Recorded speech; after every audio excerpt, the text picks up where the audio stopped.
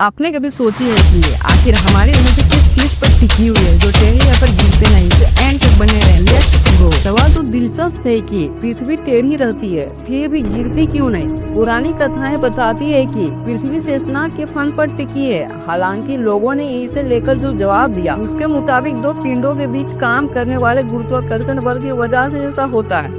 Newton का नियम कहता है कि जितना जिस वस्तु का वजन होगा उसका गुरुत्वाकर्षण बल भी उतना ही अधिक होगा।